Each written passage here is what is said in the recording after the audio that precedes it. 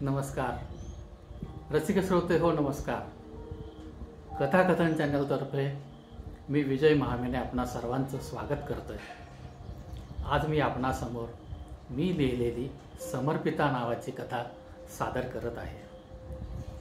ही कथा ऑक्टोबर 2001 कथाश्री या मासिकात प्रकाशित झालेली आहे.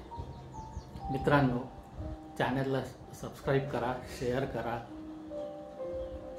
कथा ऐकल्यानंतर अभिप्राय द्या, सूचना द्या, त्याचं नक्की स्वागतच होईल. धन्यवाद. चला तर मित्रांनो, मग कथेला सुरुवात करूया. वंदनाताई, अहो वंदनाताई, हे बघा कुणाचं पाकिट आहे. सखून पाकिट टेबलावर ठेवलं. गुलाबी रंगाच्या सुबक आणि आकर्षक पाकिटावर स्केच पेननं सुवाच्य अक्षरात लिहिलेलं तिचं नाव बघून वंदनाला आश्चर्य वाटलं. कोणाचं असावं? स्वतःशीच पुटपुटत तिने पाकिटातला कागद बाहेर काढला. डोळ्यावरचा चष्मा नीट करत ती पत्र वाचू लागली. प्रिय वंदना, प्रिय म्हटल्यावर कपाळावर उमटलेली आठी तुझ्या नाजूक बोटांना पुसून टाक. हे पत्र तू पूर्ण वाचावंस अशी मी प्रार्थना करतोय. पाकिटाचा गुलाबी रंग, त्यात छानशी नक्षी असलेला कागद, पाकिट उघडताना दरवळणारा सुगंध, यावरून पत्र कशा प्रकारचं असावं याची तुला कल्पना आलीच असावी. मी तुझा निस्सीम चाहता आहे वंदू. तुझ्या कथा, कविता, कादंबऱ्यातून तुझा परिचय होत गेला. तुझी अभिसारिका मुखोद्गत झाली. नात्यापलीकडले कादंबरीची पारायणे झाली. तुझ्या नावावर छापून आलेला प्रत्येक शब्द डोळ्यावाटे हृदयानं वाचला. मी तुझी मानस पूजा आरंभिली. तुला बघण्याचा, भेटण्याचा ध्यास लागला. परवाच्या नवोदित साहित्य संमेलनाची तू अध्यक्षा होतीस. मी 2 तास आधीच येऊन बसलो. माझे डोळेच नव्हे तर शरीराचा कण अन कण तुझी प्रतीक्षा करीत होता. तुला बघताना माझ्या प्रतीक्षेच्या श्रमावर आनंदाच्या सरी बरसल्या. तुझी निमगोरी कृष्णमूर्ती, खांद्यावर रोळणारा मुक्त केश सांभार, मुखकमलावर विलासणारा शांत संयत भाव, जणू मंदिरात तेवणारी समेतली ज्योत, तुझं मनाला लोभिणारं रूप मनात ठसलंय ग. एखाद्या मधुर गीताची लकेर कानात गुंजत राहावी तसं माझं हृदय सारखं वंदना वंदना वंदना नावानं झंकारतंय. अगदी स्पष्ट सांगायचं म्हणजे तुझ्यासाठी मी खुळा झालोय ग. माझं तुझ्यावर प्रेम बसलंय. माझी होशील का? फक्त तुझाच राहुल. पत्राच्या खाली ताजा कलम. रविवारी सायंकाळी 7 वाजता हॉलिडे प्लाझाच्या लॉनमध्ये उजव्या बाजूच्या शेवटच्या टेबलावर तुझी प्रतीक्षा करतोय. पत्र वाचताच तिने द्वेषाने चुरगळून फेकून दिलं.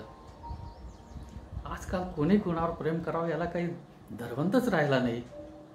मी एक नामवंत लेखिका, कुण्या ऐऱ्या-गैऱ्यानं मला प्रेमपत्र लिहावं? संतापानं तिला काही सुचेनासं झालं. म्हणे माझं तुझ्यावर प्रेम बसलंय. माझे होशील का? पत्रातलं प्रत्येक वाक्य तिच्या कानावर आदळू लागलं. वैतागून तिने टेबलावरचे कागद दूर सारले. थोडा वेळ खोलीत येरझाऱ्या घातल्या. यथावकाश संतापाचा भर ओसरला. चष्मा काढून तिने टेबलावर ठेवला. गॅलरीतल्या आराम खुर्चीत बसून तिने डोळे मिटले. पुढच्या महिन्यात माझी वयाची 35 वर्ष पूर्ण होत आहेत. इतक्या वर्षात खरंच आपण कधी प्रेम केलंय कुणावर? परिकथेतला राजकुमार भेटलाच नाही. भेटेल तरी कसा? आपण स्वतःहून ती वाट नाकारली. ऐन तारुण्याच्या उंबरठ्यावर असताना आर्मीत मोठ्या हुद्द्यावर असलेले वडील अतिरेक्यांच्या हल्ल्यात मारले गेले. त्यानंतरच्या संघर्षाच्या काळात होरपळलो आम्ही मायलेकी. आईवर उडालेले चारित्र्य हननाचे शिंतोडे, समाजाने नातेवाईकाने केलेली उपेक्षा, त्यात जळून गेलं माझं कोवळं मन. प्रेमभावना उमलता उमलताच मिटली. आईच्या मृत्यूनंतर स्वतःहून स्वीकारलेलं एकटेपण, स्वतःच्या अस्तित्वाचे धागे शोधण्यासाठी घेतलेला वाचनाचा आधार, त्यातून निर्माण झालेली लेखिका होण्याची जिद्द. प्रीतीच्या बंधनात अडकले तर हातून लेखन होणार नाही या जाणीवेनं मोहवश झालेल्या तरुणांना शब्दांच्या आसुडांना फटकारला. आपल्या लेखी प्रेम हा फक्त लिहिण्याचा विषय आहे, अनुभवण्याचा नव्हे. मनाने नकळत हा कठोर निर्णय घेतला. आज कितीतरी दिवसांनी एक तरुण साथ घालतोय. द्यावा का याला प्रतिसाद? संभ्रमावस्थेत उठून तिने चुरगळलेलं पत्र पुन्हा एकदा वाचलं. प्रत्येक वाक्यात दडलेल्या भावस्पंदनांना ती प्रतिसाद देऊ लागली. राहुलला भेटण्याचा तिने निर्णय घेतला. पुढचे 2 दिवस तिने काहीशा अधीरावस्थेत काढले. रविवारी संध्याकाळी ती राहुलला भेटण्यासाठी निघाली. आकाशी रंगाची प्लेन साडी, त्यावर शोभेलचा ब्लाऊज, हाय हिल आणि मंद गंधाचा परफ्यूमचा शिडकावा लिहून ती फ्लॅटच्या पायऱ्या सरसर उतरू लागली.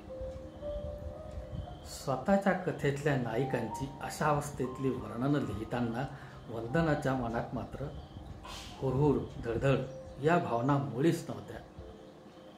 होती ती फक्त उत्सुकता,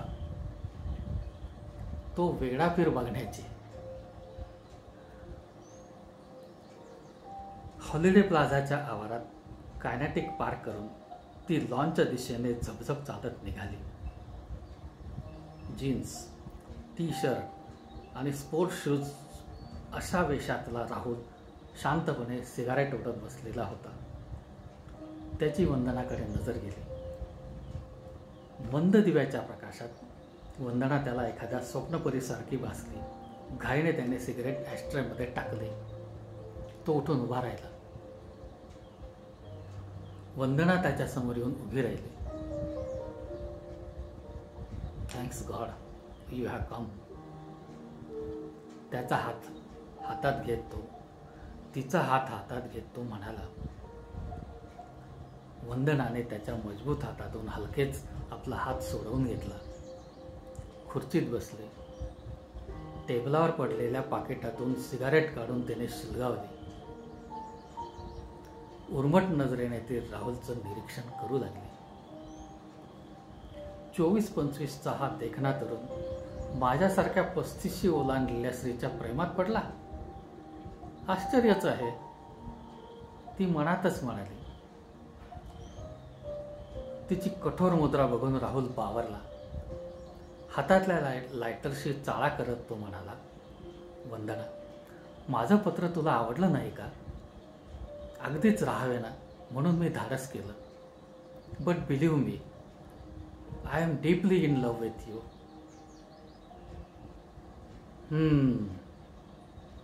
तर आपण माझ्याशी लगीन गाठ बांधू इच्छिता? सिगारेटचा धूर त्याच्या तोंडावर सोडत उपहासाने वंदना म्हणाली. आपल्या दोघांमधील वयाच्या अंतराचा तरी विचार करावा. वंदू, माझ्या भावनेची थट्टा करू नकोस.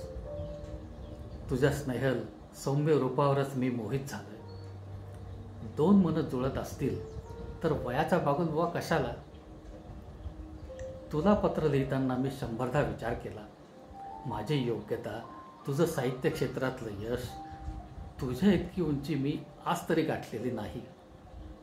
पण तुझी साथ मिळाली तर मी खात्रीनं सांगतो, तुझ्या इतकंच कर्तृत्व मीही मिळवेन.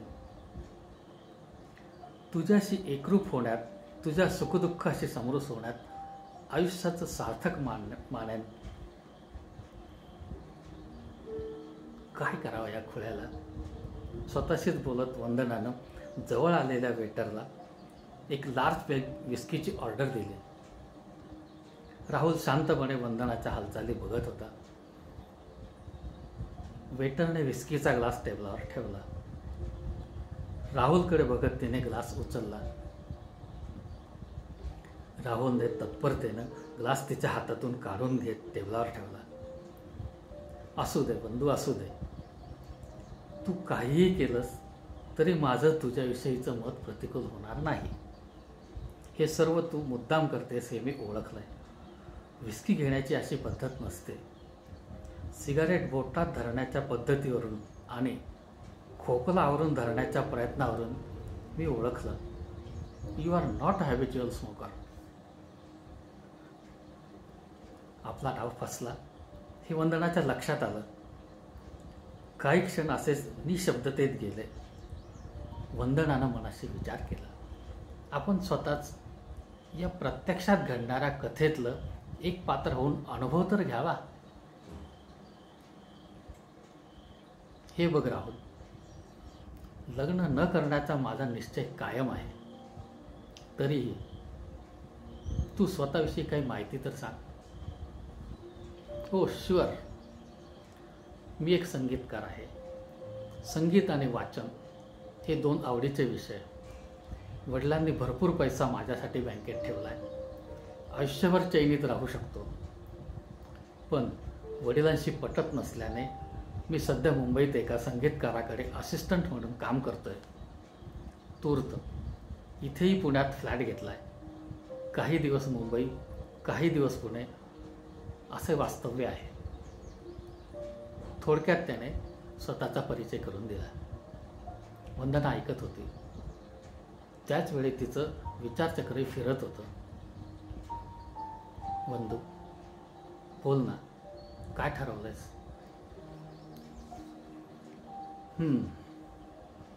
माझा एक विचार तुला पटतोय का बघ.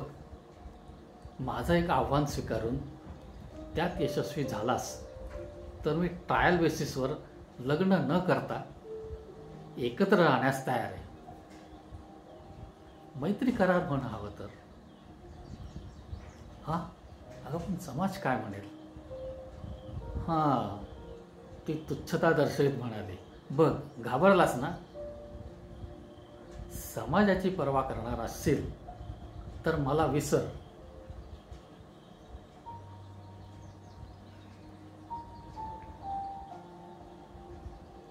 राहुल म्हणाला, माझी तयारी आहे. तुला संगीताचं ज्ञान आहे असं म्हणतोस तर मी तुला 6 महिन्याचा अवधी देते. त्या काळात तू स्वतः संगीतबद्ध केलेला अल्बम तयार कर. तो गाजला पाहिजे. तरुणांनी तुझ्या तालावर वेडं होण्याची ताकद त्यात असायला हवी. बस एवढंच. वंदू, मी तुझ्यासाठी माझे प्राणपणाला लावेन. पण माझी एक विनंती आहे. त्या 6 महिन्याच्या काळात अजिबात भेटायचं नाही, बोलायचं नाही अशी एक दुजे के लिए सारखी अट मात्र घालू नकोस. आठवड्यातून एकदा तरी मला भेटशील ना? राहुलच्या नजरेतील आर्तता बघून वंदनानं संमती दिली. वंदनाच्या प्रेरणेनं राहुल झपाट्याने कामाला लागला. मुंबईतल्या प्रसिद्ध गीतकारास भेटून गाणी लिहिण्याची विनंती केली. नवीन वाद्य विकत घेतली. कलाकारांची निवड केली. स्वतःचा ऑर्केस्ट्रा तयार केला. शूटिंगसाठी स्टुडिओ बुक केला. गाणी ज्या युवक युवतींवर चित्रित करायची त्या तरुण तरुणींची निवड केली. गाण्यांची रिहर्सल होऊ लागली. या सगळ्या धावपळीत 1.5-2 महिने कसे गेले ते समजलेच नाही. वंदनाची भेटच काय, पण फोनवर बोलायलाही वेळ मिळत नव्हता. 2 गाण्यांचे चित्रण उटीला करायचे ठरले. सर्वजण विमानाने उटीला पोहोचले. शूटिंग संपवून राहुल हॉटेलमधल्या रूमवर 11 वाजता आला. आज त्याची 5 गाणी तयार झाली होती. कामाचं ओझं बरचसं उतरलं होतं. बिछाण्यावर पडला खरा, पण वंदनाच्या आठवणीनं बेचैन झाला. 3 महिने होत आले, पण एकदाही भेट झाली नाही. फोनवर तरी भेटतंय का बघूया, स्वतःशीच विचार करत त्याने नंबर डायल केला. हॅलो हॅलो, वंदना बोलते. बोल ग राणे, बोल. तुझा मधुर आवाज ऐकण्यासाठी तर फोन केला. तुझ्या कथेतली वर्णन ऐकव, संवाद ऐकव. हा वेडा पामर मोठ्या भक्तीनं श्रवण करतोय. वंदनाला हसू फुटलं. अरे ही काय वेळ आहे फोनवर बोलण्याची? रात्रीचा 1 वाजलाय. मला माहिती आहे, सगळं जग निद्रेत बुडालंय. इथे मात्र उटीच्या मनोहारी वातावरणात चांदणं फुललंय. बघ बघ, ही चांदण्याचा साज लिहिलेली रजनी मला जणू सांगते, अशा वेळी संगतीला वंदना हवी, वंदना हवी. अच्छा अच्छा शायर मिया, और क्या कह रही है ये रजनी? हाँ, यह कह रही है, वंदना से कहो हमें एक अच्छी सा कविता सुनाए. हाँ हाँ, तो जनाब आप कौन सी कविता सुनना पसंद करोगे? अभिसारिका. मला भावली ती. तिच्यासारखंच मी इथे बसलोय, डोळ्यात तुझे रूप साठवून. संकेतस्थळी सजनाची वाट बघणारी अभिसारिका तिच्या डोळ्यासमोर तरळली. ओठातून शब्दाचे नाद फोनवर घुमू लागले. मंद धुंद हा सरू लागला संधी प्रकाश, मिटून चाललेल्या सांज सावल्या. ना तुझी चाहूल ना तुझा पायरव, आतुरल्या नजरेनं पांघरला आसवांचा पडदा. मिलनाच्या असोशीनं शृंगारली काया, संकेताचा संयम ढळू लागला. विरहाग्नीचा उसळला दर्या. थँक्यू वंदना. 1 आठवडाभर पुरेल एवढी एनर्जी तू मला दिलीस. थँक्यू. कविता संपताच वंदनाही एका अनामिक तृप्तीनं मोहरली.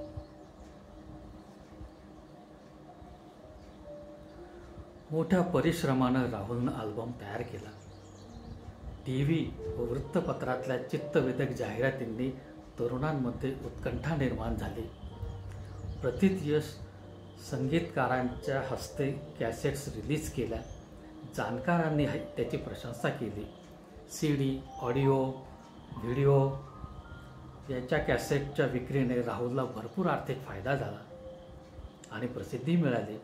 शिवाय नवीन अल्बम काढण्यासाठी प्रायोजकही मिळाले. राहुलच्या यशानं मात्र वंदनाच्या नेहमीच्या आयुष्याला कलाटणी मिळाली. राहुलबरोबर सहजीवनाचा तिने निर्णय घेतला. या जगावेगळ्या नात्यासाठी ना त्यांना समाजाची भीती होती ना संमतीची गरज.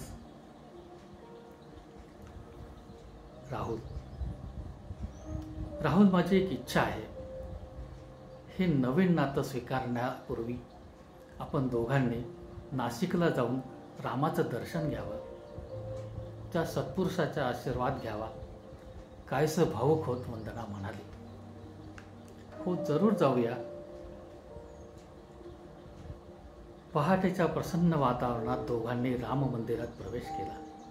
तिथलं भव्य प्रांगण, जुन्या काळातलं वैभव दर्शविणारं काळ्या दगडात बांधलेलं ते मंदिर बघून दोघांच्याही मनात श्रद्धेचे आणि भक्तीचे भाव उमलले. दोघांनी अत्यंत भक्तिभावाने दर्शन घेतलं. बाहेर येऊन पायऱ्यावर बसले. वंदनाच्या डोळ्यात आसवांनी गर्दी केली. तिनं राहुलच्या खांद्यावर डोकं ठेवलं. काय झालं वंदना? राहुल गोंधळला. राहुल, मला आठवतं, लहान असताना आई बाबांबरोबर मी इथे आले होते.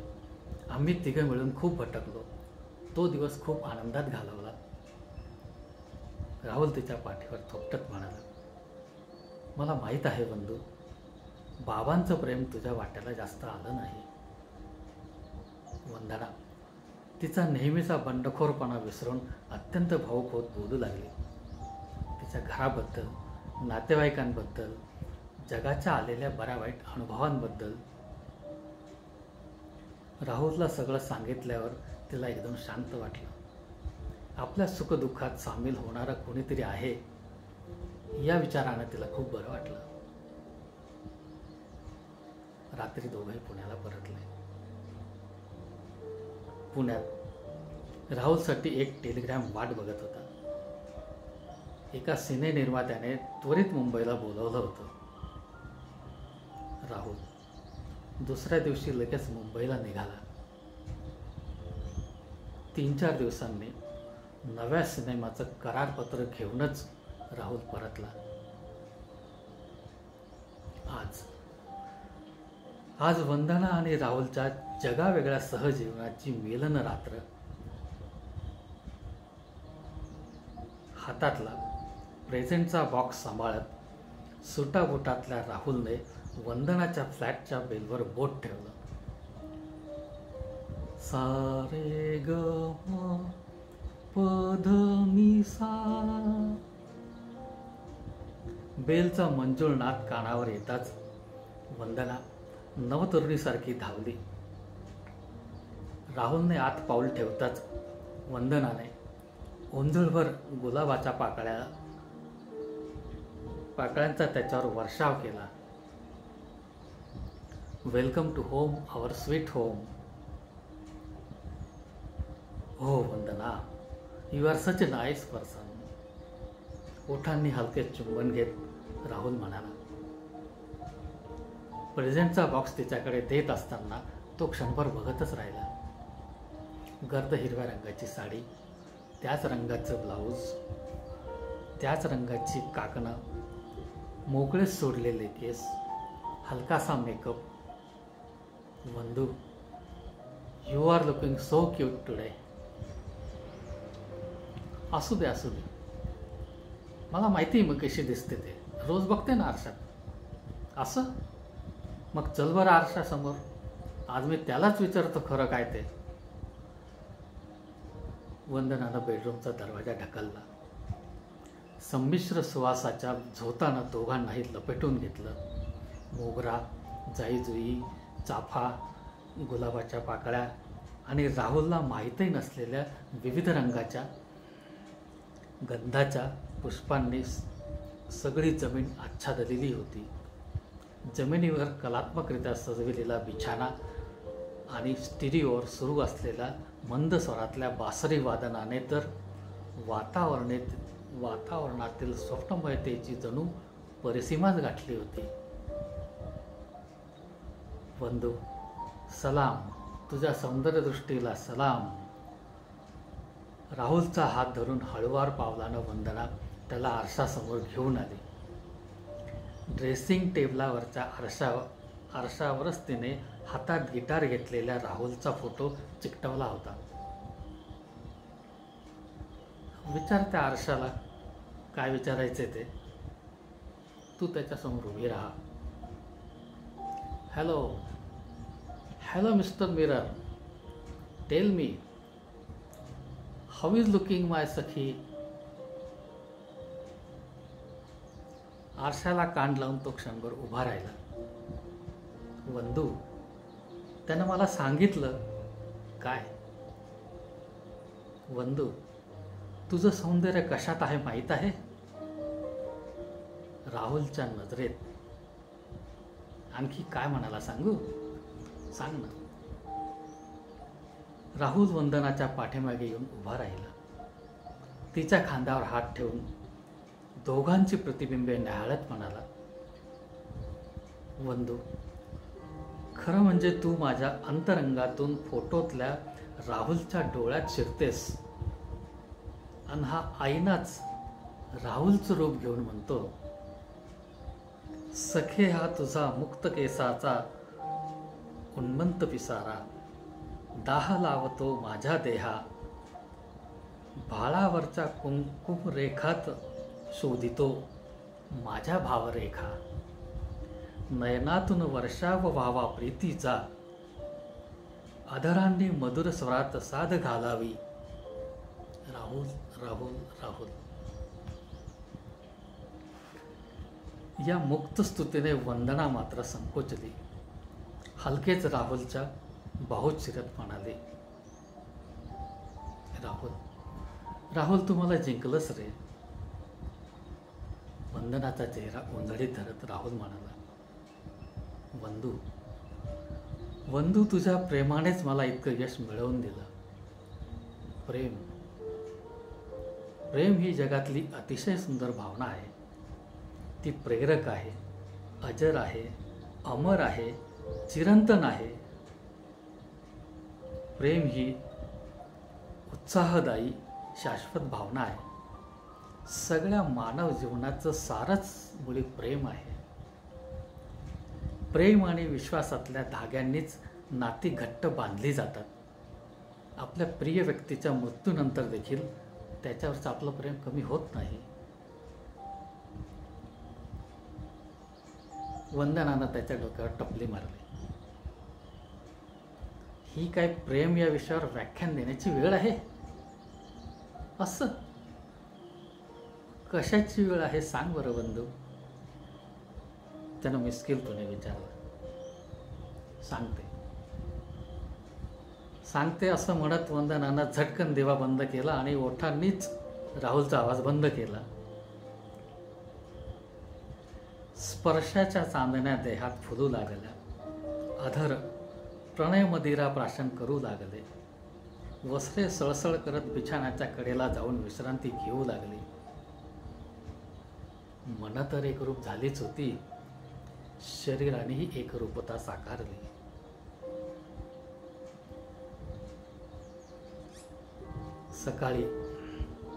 सकाळी उशिरा जाग येताच वंदना रात्रीचा एक एक प्रसंग आठवून खुळ्यागत हसू लागली.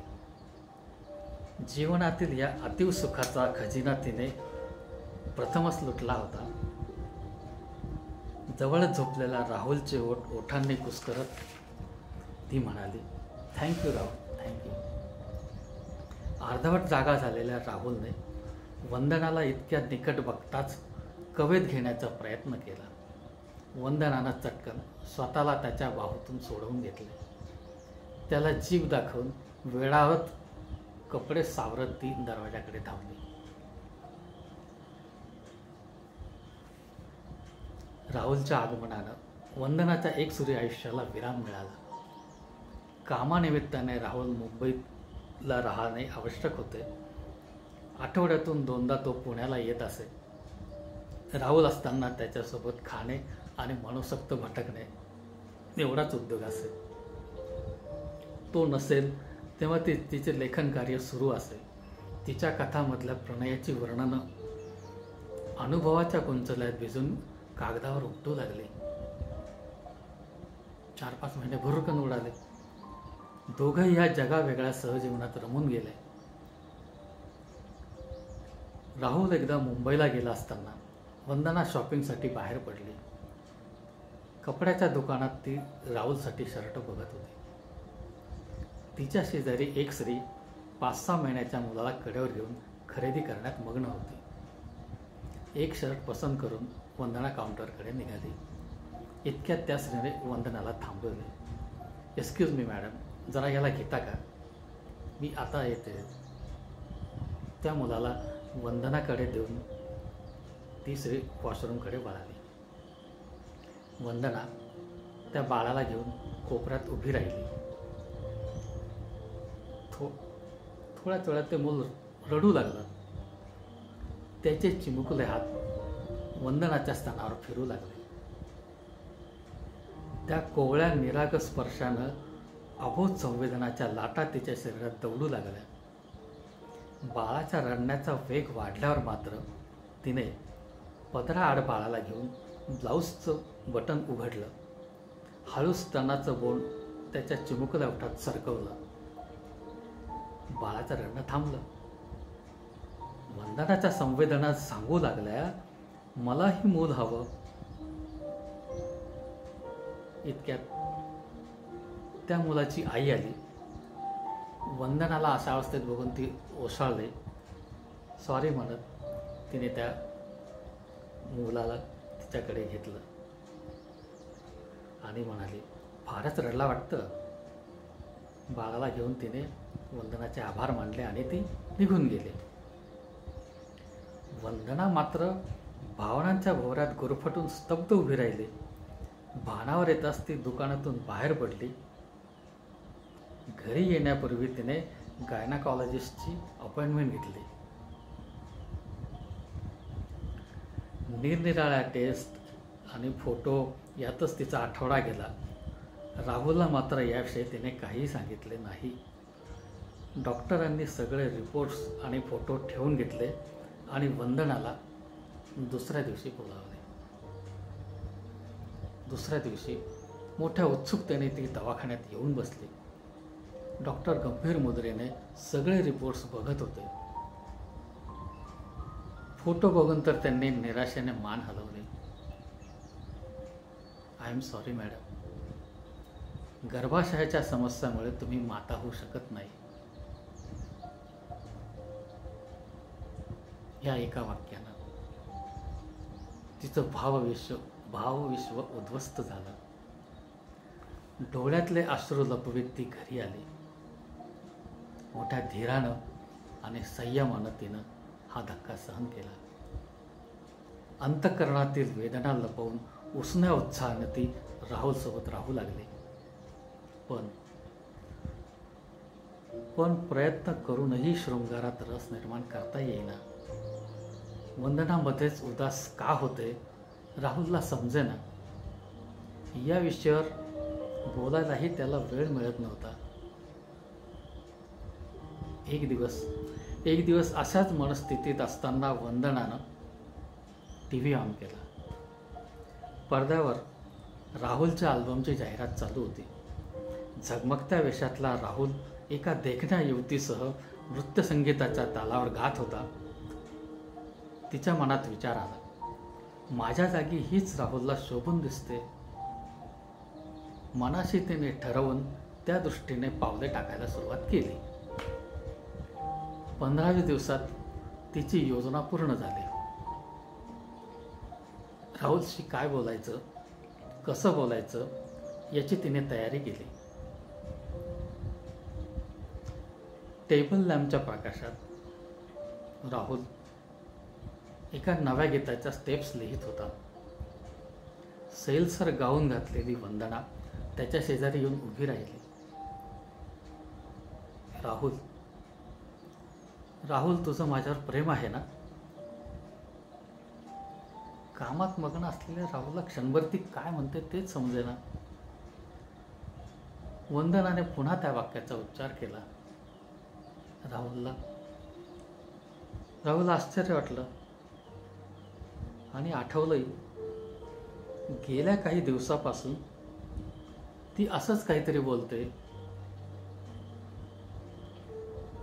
पेन टेबलावर ठेवून तो म्हणाला, वंदू, असं का विचारतेस? मी कधी वाकडा वागलो का? अगं, तुझ्याशिवाय दुसऱ्या स्त्रीचा विचारही कधी मनात आणला नाही. त्याचा स्वर जखमी होत गेला. ग्लॅमरच्या जगात राहूनही हा इतका भाबडा कसा? वंदनाला नवल वाटलं. राहुल, मला वाटलं होतं आपली प्रीती अशीच अभंग राहील. लग्नाशिवाय एकत्र राहण्याचा पश्चाताप होणार नाही. पण वंदू, माझं काही चुकलं असेल तर माफ कर ग. त्याच्या स्वरातल्या वेदनांनी तिचं हृदय पिळवटलं. काळजातली आतडी तटातटा तुटतील की काय असं वाटू लागलं. दाबून धरलेला आसवांचा लोंढा तिची सहनशक्ती तोडून धावू लागला. त्याचं मस्तक छातीशी ओढून घेत ती म्हणाली, राहुल माझा राजा, मला पूर्ण खात्री आहे तुझ्या हृदयात माझ्याशिवाय कोणी असूच शकत नाही. वृद्ध झालेल्या कंठाने तिला बोलता येईना. आपण मनाशी ठरविलेलं संभाषण कसं सुरू करावं तिला समजेना. वंदनानं भावनांना आवर घातला. कापऱ्या संथ लयीत पण निश्चयी स्वरात ती बोलू लागली. आपल्या प्रेमाची शपथ घेऊन मी जे काही सांगते ते ऐक. राहुल, मला भविष्याची चाहूल काही दिवसापासून जाणवू लागली. प्रकृती ठीक नसल्याचं कारण सांगून मी रोज रात्री तुझ्यापासून दूर राहते. पण खरं सांगायचं म्हणजे तुझ्या तरुण देहाच्या अनिवार्य आवेगाला माझं शरीर, माझं मन प्रतिसाद देत नाही रे. वंदू, काय म्हणतेस तू? आजपर्यंत हा वयाचा फरक मला कधी जाणवलाच नाही. अरे वेड्या, तुला तो जाणवणार कसा? माझ्यावरच्या अपार प्रेमानं, माझ्या संगतीनं तू वासनाच्या अश्वांना संयमाचे लगाम घालू पाहतोय. अरे, आपल्या पुरुषत्वाचा आविष्कार अपत्याच्या रूपात बघण्याचं वय आहे तुझं. माझ्यासारखी प्रौढा हा नैसर्गिक न्याय नाकारते. मी आई होऊ शकत नाही. माझ्या प्रेमाखातर तू माझ्या ओसरत्या तारुण्यात समाधान मानून घेशील आणि खऱ्या सौंदर्याला, तारुण्याला कायमचं मुकशील, हे मला नकोय. आयुष्य तू संपूर्णपणे पाहावंस, उपभोगावं असं मला वाटतंय. तुझ्यासारख्या तरुणाला तशीच तारुण्याची जोड मिळाली पाहिजे. तुझ्या ऑर्केस्ट्रातील मेघनाशी तू विवाह करावा असं मला वाटतंय. मी तिच्या आईवडिलांना भेटून आले. आपल्या संबंधाची त्यांना कल्पना दिली. मेघनाशी देखील मी बोलले. स्वच्छ मनाने त्या सगळ्यांनी तुझा जावई म्हणून स्वीकार करायची तयारी केली. उरात उसळलेली आग शांतपणे सोसत भिजल्या डोळ्यांनी राहुल वंदनाकडे बघत होता. बोलण्याचा ओघ मध्येच थांबवत ती त्याच्याकडे पाठ करून उभी राहिली. राहुल समजला, वंदनाला त्याच्यासोबत राहायचं नाही. हिला कसं सांगू? आजकालच्या तरुण मुली मला उथळ विचार करणाऱ्या वाटतात. त्यांच्या सहवासात माझं मन रमत नाही.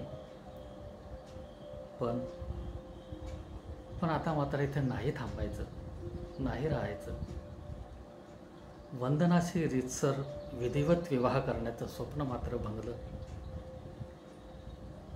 तो सुन्नपणे सिगारेट ओढत बसला. वंदना हॉलमध्ये येऊन बसली. विचाराच्या वावटळीत ती भोंडून गेली.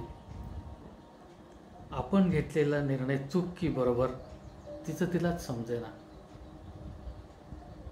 राहुलला खरंखुरं संसार सुख मिळावं ही उत्कट इच्छा मात्र तिच्या मनात होती.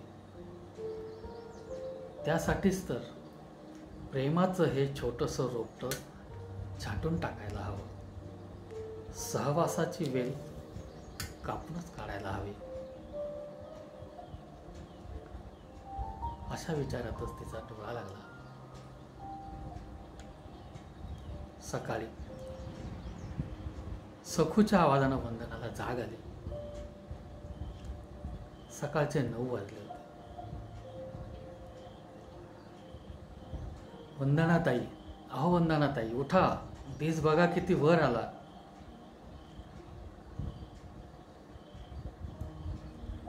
वंदना उठून बेडरूम जवळ आली. राहुल राहुल तिने हाका मारला. बेडरूमचा दरवाजा ढकलला. राहुल तिथे नव्हता. बेडवरच एक कागद पडला होता. तो उचलून ती वाचू लागली. माझ्या अत्यंत प्रिय वंदनास, माझ्या स्फूर्तिदात्रीस अखेरचं वंदन. मी कायमचा मुंबईला जातोय. मैत्री करारातून आपण दोघंही मुक्त झालोय. तुझ्या सहवासातल्या सुख दिवसांचा मी कायम ऋणी राहीन. तुझ्या इच्छेचा आदर राखण्यासाठी मेघनाशी विवाहाचा विचार करेन. तुझाच राहुल.